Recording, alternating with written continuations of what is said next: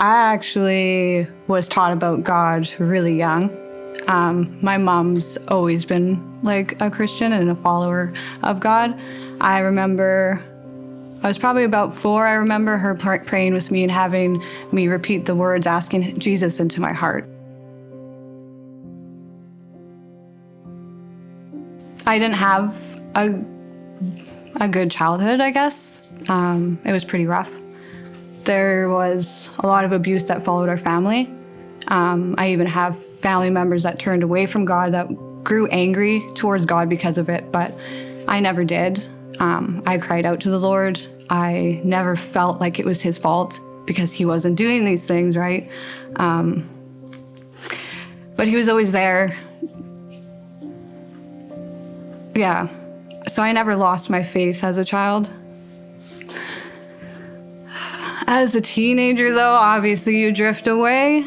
And I did drift away, but I never stopped believing he was there. I just didn't have that closeness anymore for a while. I was a young mom as well. I had my first daughter at 18. And it was in my last relationship where I started to cry out to the Lord more because it was not a good relationship and I was always felt alone. So I was praying quite a bit, writing in my journal, praying every day and calling out to him. And he really just helped me through a lot growing up, a lot of things that happened in life.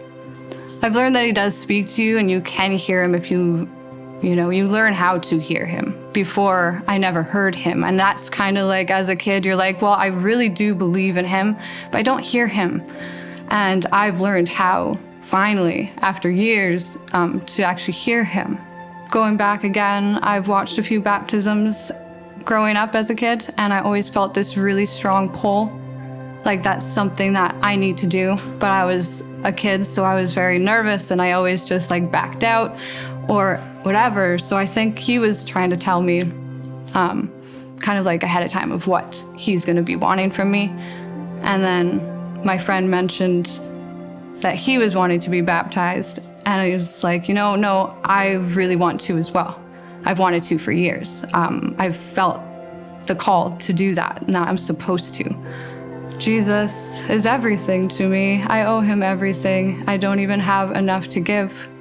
So to give my whole self, if that's all I have, then, he's my Father, my Savior, and he's my God.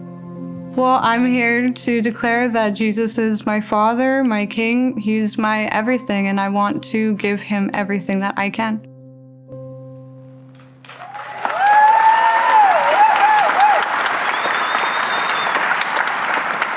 Oh, Hannah, the journey that you've been on has been a crazy one. Highs, lows, twists, turns, and here you are in this moment, ready to declare your allegiance to Jesus.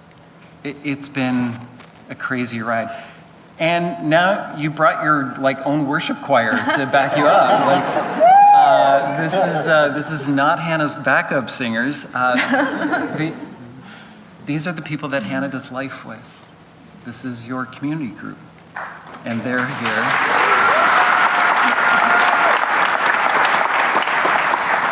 And this is what church looks like. We gather, and then we gather. And in both of these places, we see God at work.